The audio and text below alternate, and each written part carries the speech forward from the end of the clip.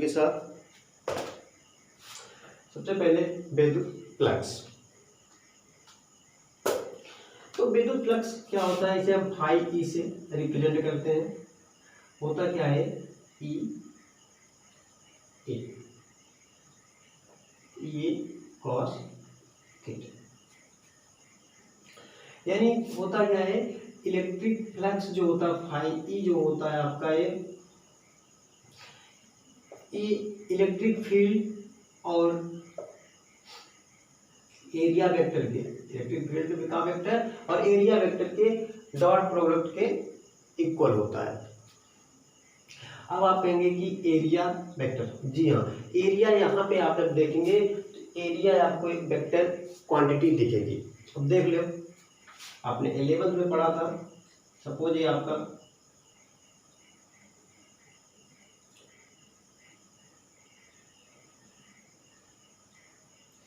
Area मान लेते हैं हम एक स्क्वायर है, साइड ए बी सी, ठीक। अगर हम यहाँ पे एक क्रॉस है, वेक्टर का जो होता है वेक्टर प्रोडक्ट में हम इसके कहते हैं क्रॉस प्रोडक्ट में होता क्या है, अगर हम एरिया क्या होता है, देखो एरिया होता है, कर सकते हैं हम इसके दो साइड्स का मल्टीप्लाई होता है, या आप कह सकते हैं साइड का स्क्वायर। साइड का स्क्वायर का मतलब हम कर सकते हैं इसको area equal to A B cross कर दें हम बी सी, ठीक तो होता है। हमने क्रॉस प्रोडक्ट में 11 में पढ़ा था, तो ए बी क्या होगा, A B A cross product जब हम करते हैं तो क्या आता है साइन थीटा। अब जो हमारा स्क्वायर होता है, स्क्वायर में सभी जो इसके भुजाएं होते हैं कितने एंगल पे होते हैं, 90 डिग्री पर होते हैं। साइन थीटा का वैल्यू क्या हो जाएगा, A square sine 90 equal to A square, और यही क्या होता है ए का, और इसकी कोई डायरेक्शन नहीं होती है। डायरेक्शन की बात अगर यहाँ से कर ले तो देखो ए हमारा है स्क्वायर,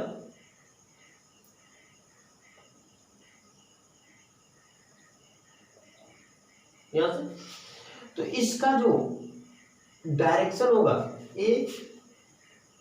एरिया वेक्टर जो होता है हमेशा जो इसका सरफेस होता है उसके अभिलंबवत होता है, परपेंडिकुलर होता है। जो भी एरिया वेक्टर होता है, एरिया वेक्टर हमेशा अपने पृष्ठ के लंबवत होता है, परपेंडिकुलर होता है। तो यहाँ पे हमें बात करना है क्या, फ्लक्स की। तो इतना समझ में आया, इलेक्ट्रिक फील्ड हमें पता है कि एक वेक्टर क्वांटिटी है, तो यहाँ से हमें पता चला कि एरिया भी क्या है, एरिया भी क्या है, वेक्टर क्वांटिटी है। जो अब तक हम नहीं पढ़ते थे, हम पढ़ते थे क्या है स्केलर क्वांटिटी, जबकि यहाँ पे क्या है वेक्टर क्वांटिटी है। तो फ्लक्स जो होता है वह इलेक्ट्रिक फील्ड और एरिया वेक्टर के मल्टीप्लाई के इक्वल होता है, प्रोडक्ट के इक्वल होता है।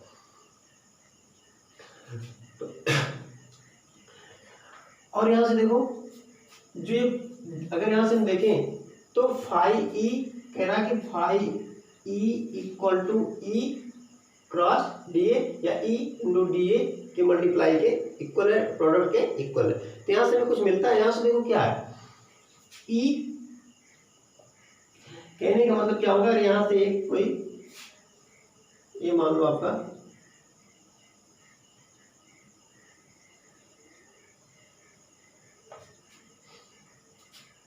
कोई सरफेस है, यहां से इसमें कोई चार्ज का इलेक्ट्रिक फील्ड है, इलेक्ट्रिक फील्ड की डायरेक्शन इधर है, हमेशा रहती है। तो यहां से मान लेते हैं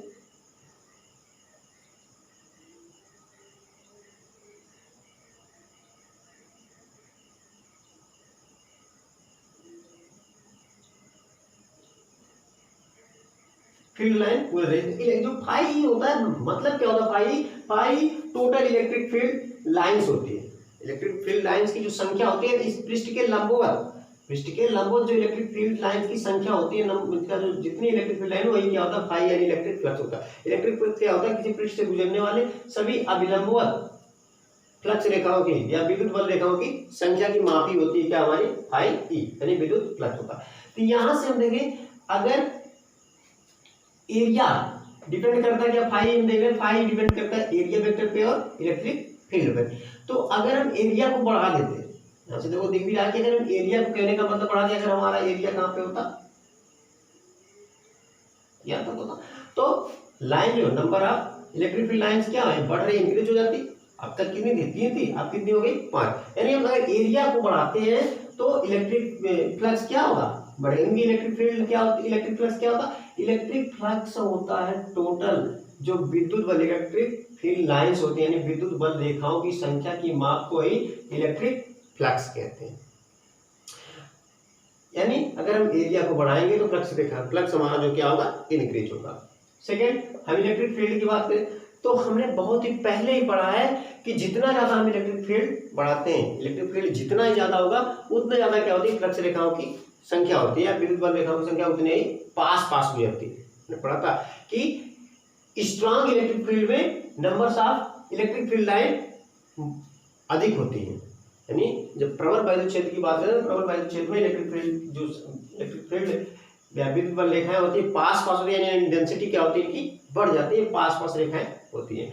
तो फाई किस पे डिपेंड किया, ई पे और ए पे। इतना समझ में आया। तो यहां से इसकी डेफिनेशन हम देख लेते हैं क्या होता है।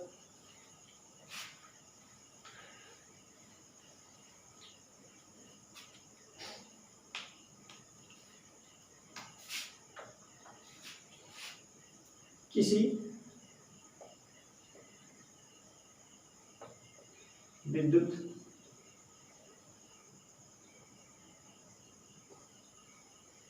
या विद्युत क्षेत्र में स्थित किसी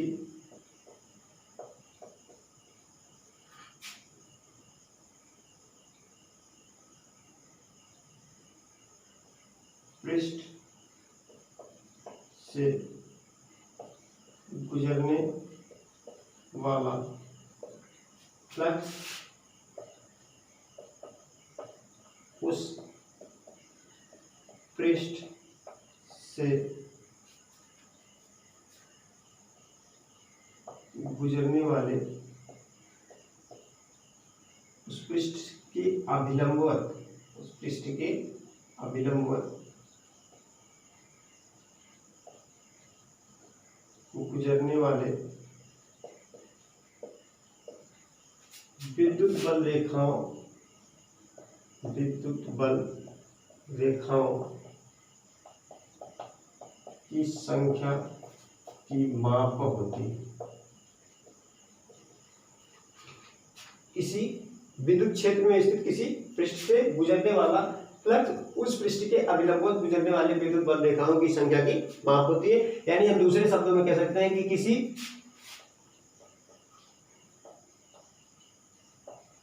पृष्ठ का फ्लक्स विद्युत क्षेत्र में स्थित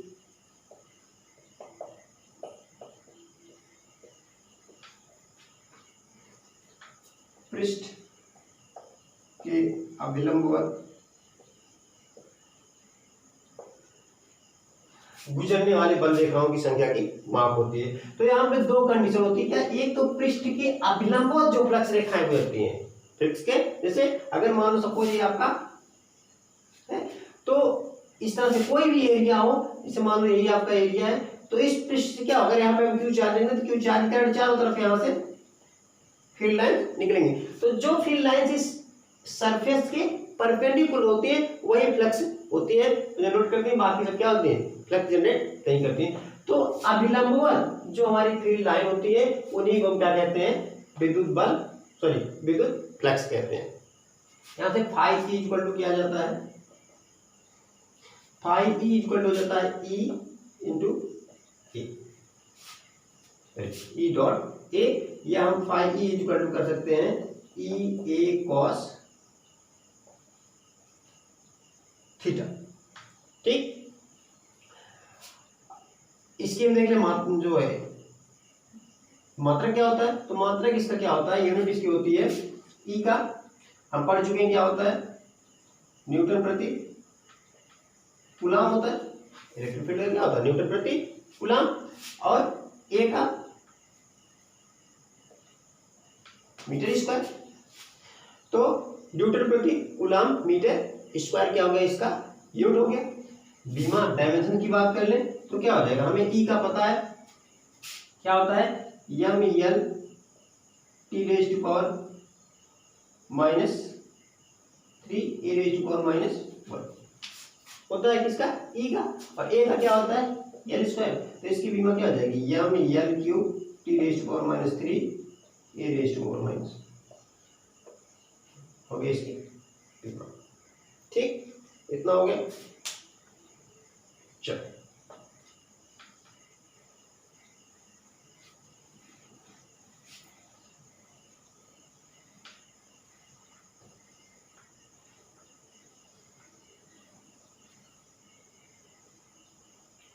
अब आगे देखो,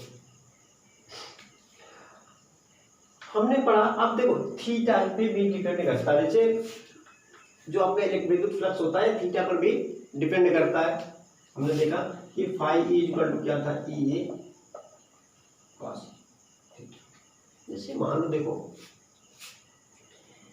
ये आपका पृष्ठ, ठीक, यहां से देखो फ्लक्स, मान लेते इलेक्ट्रिक फील्ड का डायरेक्शन ए, इलेक्ट्रिक फील्ड का डायरेक्शन ए, और एरिया वेक्टर किधर होता है, इधर होता है। ठीक, तो देखो अब यहाँ पे मान लेते हैं थीटा कोण दोनों के बीच का, जो ये थीटा होता है, थीटा होता क्या है, थीटा होता है ई और ए के बीच का एंगल होता है, इलेक्ट्रिक फील्ड और एरिया वेक्टर के बीच का एंगल होता है यहाँ पे थीटा। तो ये यहाँ पे ई और ए। तो अगर हम बात करते हैं, हमें चाहिए क्या, हमें इलेक्ट्रिक फील्ड क्या चाहिए, हमें इलेक्ट्रिक फील्ड चाहिए इसके परपेंडिकुलर। इलेक्ट्रिक फील्ड जो हमें चाहिए वो सरफेस के परपेंडिकुलर चाहिए, और ये सरफेस के परपेंडिकुलर इलेक्ट्रिक फील्ड है नहीं, तो सरफेस के इलेक्ट्रिक फील्ड परपेंडिकुलर क्या होगा, अगर हम परपेंडिकुलर सरफेस इलेक्ट्रिक फील्ड देखें तो क्या हो जाएगा, यहां से हो जाएगा, इसके हम जानते हैं दो कंपोनेंट्स हो गए, एक हमारा क्या होगा E sine theta, E cos theta. E sine theta कहां हो जाएगा, यहां से नीचे ई साइन थीटा, और यहां पे क्या हो जाएगा ई कॉस थीटा हो जाएगा। तो हमें चाहिए क्या, ई कॉस थीटा। अगर साइन थीटा करते हैं तो साइन ये क्या हो जाएगा, यहाँ पे नीचे की तरफ 90 डिग्री पे हो जाएगा। तो यहाँ पे हमें क्या चाहिए, इससे नहीं मतलब केवल क्या है, परपेंडिकुलर से मतलब है, तो परपेंडिकुलर में क्या हो जाएगा ई कॉस थीटा। इसीलिए क्या होता है थीटा पे डिपेंड करता है, क्योंकि हमें हमेशा इलेक्ट्रिक फील्ड वही चाहिए जो एरिया वेक्टर के, या हम कह सकते हैं एरिया के क्या हो, परपेंडिकुलर हो, तभी हमारा क्या होगा यहाँ से फ्लक्स निकलेगा। ठीक है, तो थीटा पे भी डिपेंड करता है, थीटा की वैल्यू जितना होगी उसी के अकॉर्डिंग आपका फ्लक्स चेंज होता है।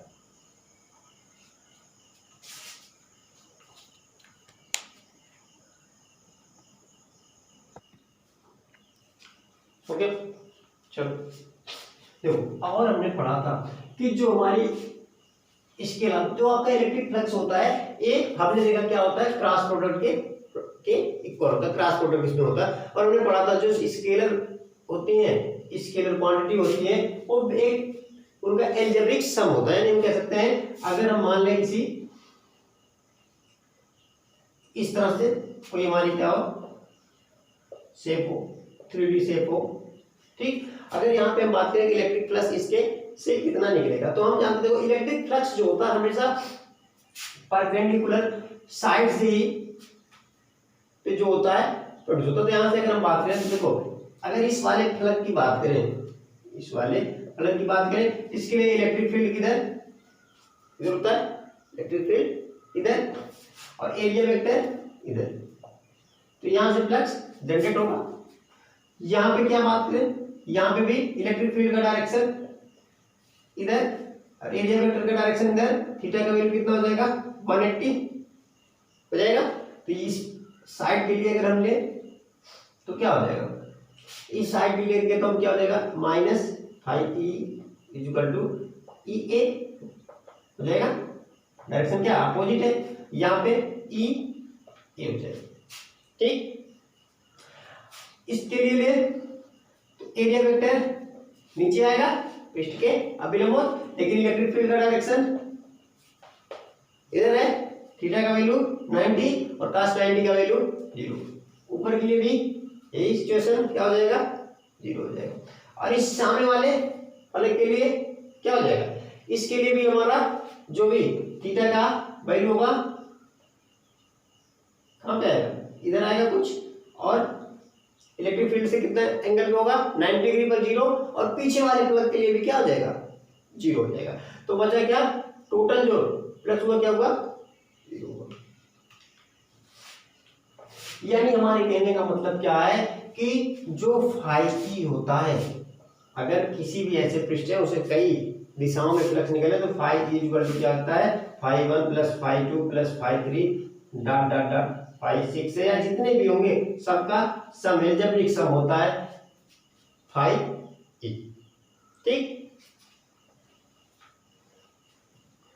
जैसे देखो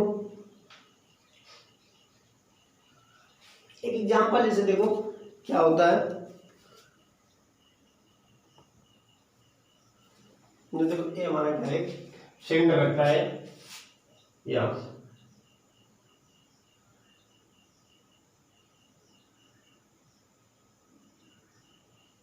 ठीक, यूनिफॉर्म इलेक्ट्रिक फील्ड में ये हमारा एक सिलेंडर रखा गया है। ठीक, यहां से पूछ रहा है, यहाँ पे फाई 1 है, फाई 2 है, इस पे क्या है फाई 1, इस पे क्या है फाई 2 है, यहाँ पे क्या है पूछ रहा है मान लो फाई। तो तीनों जगह इलेक्ट्रिक फ्लक्स की वैल्यू पूछ रहा है। तो देखो यही आपका क्या है, सिलेंडर है। अब इलेक्ट्रिक फील्ड का डायरेक्शन किधर होगा, इधर होगा। और इस वाले पृष्ठ के लिए एरिया वेक्टर किधर होगा, इधर की डायरेक्शन में होगा, यानी एरिया वेक्टर इसके लिए किधर हो जाएगा, ये डायरेक्शन में हो जाएगा। ठीक, तो फाई 2 की वैल्यू अगर निकाले तो फाई 2 इक्वल टू क्या हो जाएगा, ई ए cos 0 या ई पॉजिटिव वैल्यू आ गई। ठीक, फाई 1 की वैल्यू देख लें तो इलेक्ट्रिक फील्ड इधर, एरिया वेक्टर इधर, इस वाले पृष्ठ के लिए एरिया वेक्टर इधर है, तो अगर इधर है तो थीटा का वैल्यू कितना हो जाएगा 180, तो phi 1 equal to E A cos 180 या ई। ठीक, और पूरे होल सरफेस से, पूरी सरफेस की बात करें तो इलेक्ट्रिक फील्ड कितना होगा, तो अब अगर पूरी सरफेस की बात करें तो इस तरह सरफेस रखा है, तो इसके लिए इस पृष्ठ के लिए आप देखो एरिया वेक्टर किधर हो जाएगा, एरिया वेक्टर हो जाएगा ये पृष्ठ है, एरिया वेक्टर इधर होगा, इधर होगा, ऊपर होगा, इस तरह से इसके चारों तरफ इधर इधर इलेक्ट्रिक सॉरी एरिया वेक्टर होगा, लेकिन इलेक्ट्रिक फील्ड की डायरेक्शन इधर है, तो इधर क्या हो जाएगा एरिया वेक्टर, इधर भी एरिया वेक्टर, तो एरिया वेक्टर और इलेक्ट्रिक फील्ड की डायरेक्शन के बीच का जो एंगल कितना हो जाएगा, भाई देखो अब यहां से यही आपका सरफेस है, इस सरफेस से इलेक्ट्रिक फील्ड की डायरेक्शन इधर है, लेकिन अगर पूरी सरफेस की, इस वाले सरफेस का तो हो गया, लेकिन इस वाले सरफेस का, अभी सिलेंडर है तो इस वाले सरफेस के लिए अब देखो एरिया वेक्टर किधर होगा, नीचे होगा, इधर होगा, इधर होगा, एरिया वेक्टर होगा, तो इस एरिया वेक्टर और इलेक्ट्रिक फील्ड के बीच का डायरेक्शन कितना हो गया अगर 90 डिग्री, और cos 90 का वैल्यू क्या हो जाएगा, फाई इक्वल टू क्या हो जाएगा, ई ए cos 90 इक्वल टू 0। तो क्या हो गया, जो 3D शेप्स होते हैं, हमेशा याद रखना 3D शेप्स में हमेशा जो डायरेक्शन होता है किसका, एरिया वेक्टर का परपेंडिकुलर होता है। जैसे हमने बताया कि अगर यहाँ पे मान लो 2D सरफेस होता है, 2D सरफेस के लिए जैसे आपका क्या है 2D सरफेस है, स्क्वायर है, 2D सरफेस में जैसे हमारी सपोज बुक है क्या है, 2D सरफेस में इलेक्ट्रिक फील्ड जो सॉरी एरिया वेक्टर होता है ऊपर की तरफ होता है, नीचे की तरफ, दोनों डायरेक्शन में होते हैं। 2D सरफेस के लिए एरिया वेक्टर जो हमारे होते हैं ऊपर और नीचे दोनों डायरेक्शन में होते हैं। क्या होगा, ऊपर क्या हो जाएगा प्लस का, नीचे माइनस का। अगर हम इसकी डायरेक्शन लेते हैं तो ऊपर हम जानते हैं जेड एक्सिस में क्या हो जाएगा, जे हो जाएगा माइनस जे हो जाएगा, डायरेक्शन क्या होगा प्लस जे माइनस जे हो जाएगा।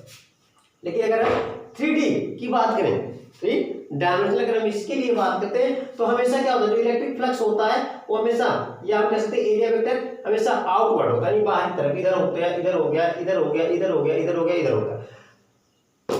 तो इतना हमेशा याद रखना है कि जो 2D सरफेस होते हैं उसके लिए दोनों डायरेक्शन करेक्ट होते हैं, ऊपर और नीचे के लिए। लेकिन 3D डायमेंशन के लिए क्या होता है, आउटवर्ड ही हमारे फील्ड वेक्टर होते हैं, ये हम कहते हैं एरिया वेक्टर होते हैं।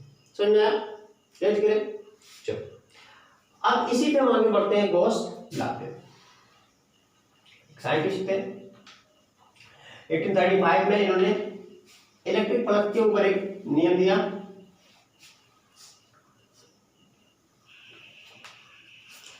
इन्होंने क्या बताया कि जो हमारा फाई ई होता है या किसी भी, और इन्होंने जो भी बताया 3D सर्फेसेस के लिए होता है। 3D सर्फेसेस को बोलते हैं हम क्लोज्ड सर्फेस। 3D सर्फेसेस को हम क्लोज यानी बंद बोलते हैं, और जो 2D सर्फेस होते हैं हम ओपन सर्फेस बोलते हैं।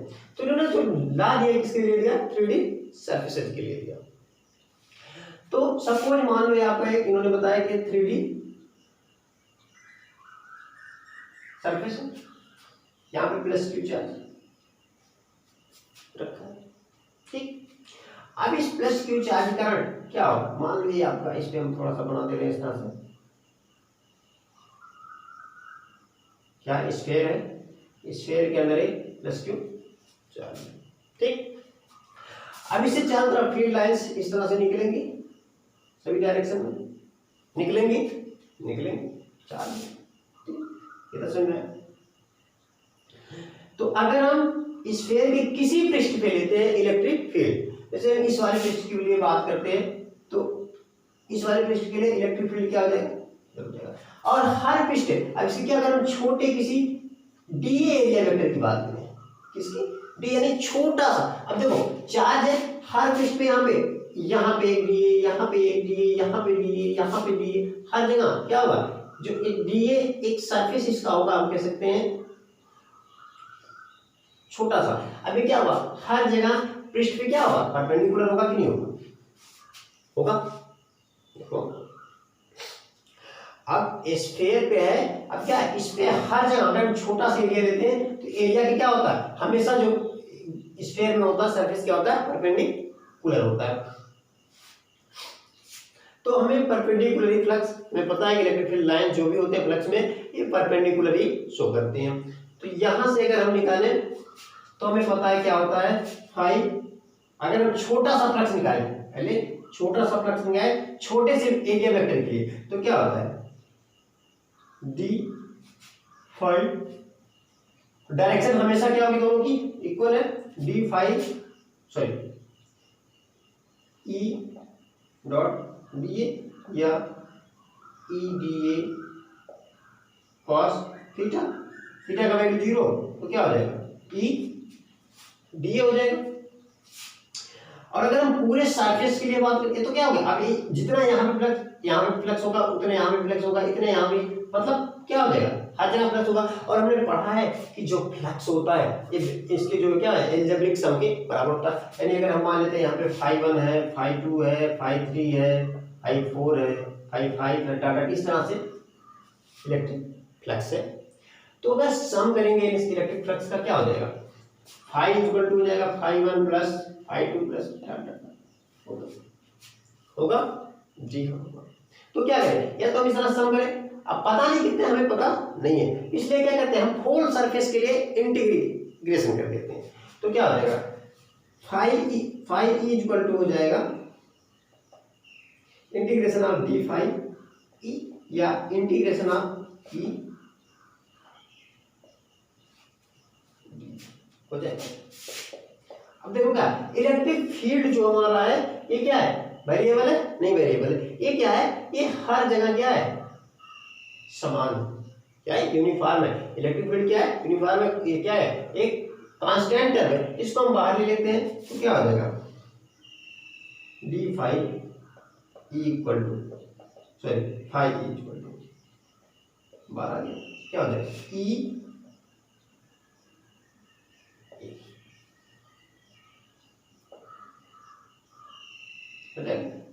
इसका इंटीग्रेशन करेंगे डी ए का क्या हो जाएगा? ये हो जाएगा, या फाई ई इक्वल टू क्या हो जाएगा? ई। अब स्फीयर का एरिया कितना होता है? Phi E equal to E into 4 pi are square.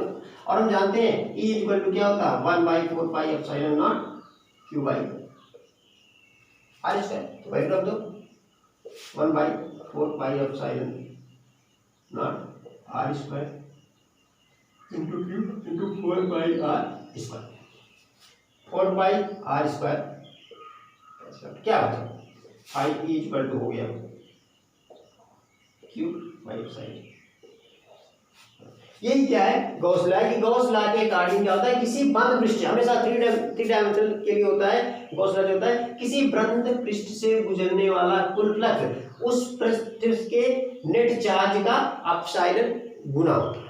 किसी बंद पृष्ठ से गुजरने वाला फ्लक्स उस पृष्ठ के से बद्ध कुल आवेश का 1/अपसाइलन गुना होता है। यही क्या था गॉस थ्योरम वाला। इस तरह से भी प्रूव करते हैं कहीं कहीं पर। एक तो ये हो गया। दूसरा मेथड क्या होता है, जैसे कहीं कहीं पर क्या होता है, देखो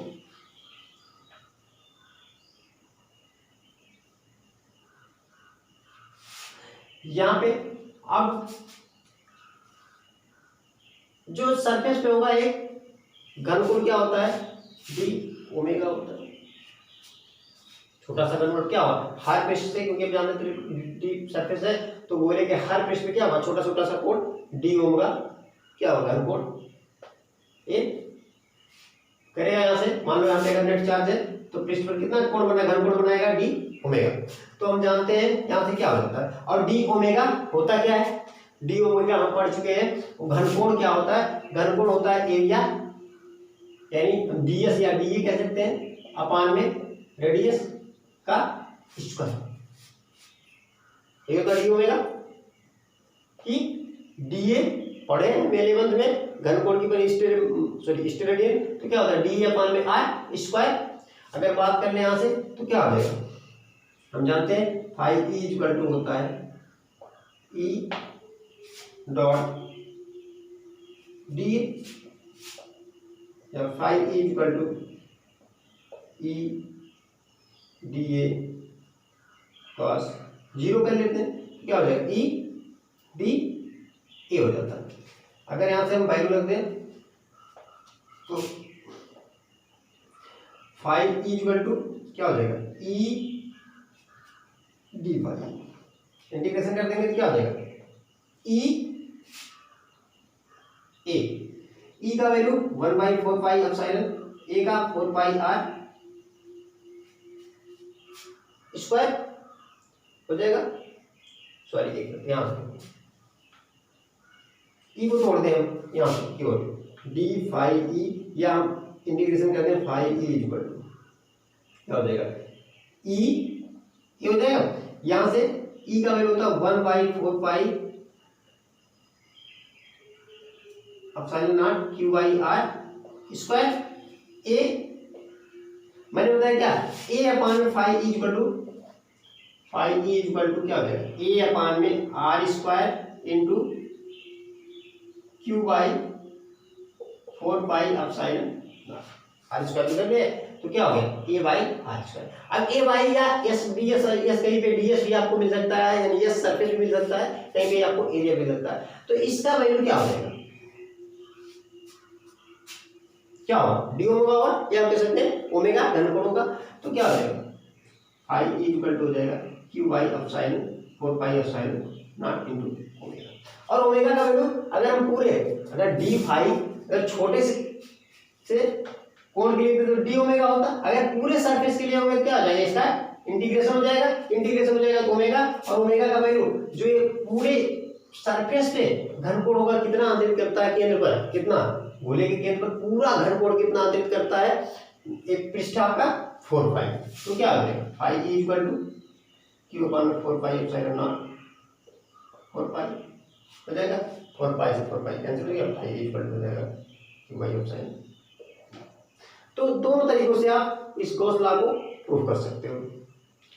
ठीक है, तो इस लेक्चर में इतना ही था। अगले लेक्चर में हम इसका प्रूफ और इसके कुछ एप्लीकेशंस होते हैं बताएंगे। तब के लिए थैंक यू।